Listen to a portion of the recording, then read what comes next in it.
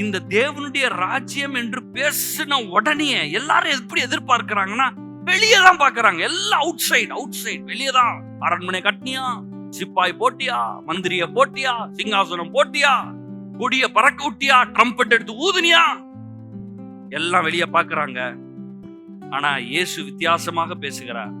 இயேசு கேட்கிறாரு, உனக்குள்ளே நான் ராஜாவாக இருக்கிறேனா? இந்த சத்தியத்தை நீ நம்புகிறாயா? தேவனை நீ விசுவாசிக்கிறாயா? உன் வாழ்க்கை மாறி இருக்கிறதா? இயேசு கேட்கிறார், நீ எப்படி வாழ்ந்துட்டு இருக்க? உன்னை எது ஆளுகை செய்கிறது? பெருமை ஆளுகை செய்கிறதா? கோபம் ஆளுகை செய்கிறதா? பொறாமை ஆளுகை செய்கிறதா? உன் சுவாபங்கள் உன்னை ஆளுகை செய்கிறதா? இமோஷனலா கண்ட்ரோல் பண்ணுதா உன்னை? உன் வாழ்க்கையின் ராஜா யார்? உன் வாழ்க்கையில இயேசு ராஜாவா? இல்ல நான் தான் ராஜா, இந்த குடும்பத்துக்கே நான் தான் ராஜா, இந்த குடும்பத்துல எல்லாரும் நான் சொல்றதா கேட்கணும். அதனாலதான் அப்படி இருக்கு குடும்பம். உன் குடும்பத்துக்கு ராஜா நீ இல்ல, உன் குடும்பத்துக்கு ராஜா இயேசு. இல்ல வேலையில வேண்டாம், நான் சொன்ன மாதிரி தான் நடக்கும், எல்லாம் கரெக்டா இருக்கணும். அதனாலதான் உன் லைஃப் அப்படி இருக்கு.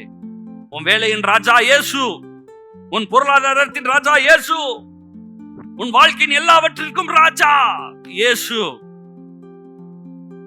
நம்ம ராஜான்னா ஒண்ணு, ராஜ்யம்னா ஒண்ணு, வெளியில ஏதாவது இருக்கான்னு பாக்குறோம். ஆண்டு சொல்றாரு, வெளியே இல்ல, உள்ள. ராஜானா ஒண்ணு சொல்ற சவுண்ட் கேட்கணும், யார் அங்கே அப்படின்னு சவுண்ட் கேட்கணும். நம்மளுக்கு அப்படியே தொப்பிக்கு போயெல்லாம் வச்சுட்டு வரணும், அப்படிலாம் பயங்கரமா ஊதிட்டு வரணும், கொடியெல்லாம் புடிச்சிட்டு வரணும்.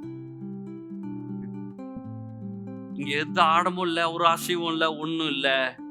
டீப்பா நீங்க இப்ப உட்கார்ந்துட்டு இருக்கும் போது கேட்கிறேன், உங்கள் வாழ்க்கையின் ராஜா யார்? உங்களை யார் இயக்குகிறார்? உங்க இமோஷன்ஸா?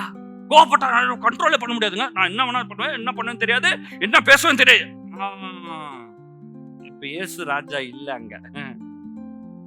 வேதத்தை முழுவதுமா படிச்சு கரைச்சி குடிச்சு வேதத்துல இருக்கிற எல்லாத்தையும் பாக்குறான், அதை நிஜமா பாக்குறான், இயேசு வாழ்க்கையில பாக்குறான். ஆனா அவனுக்குள்ள பெருமை ஆளுகை செய்கிறது,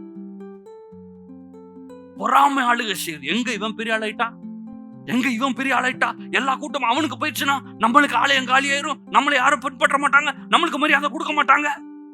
இயேசு சொல்றாரு, already you are a failure.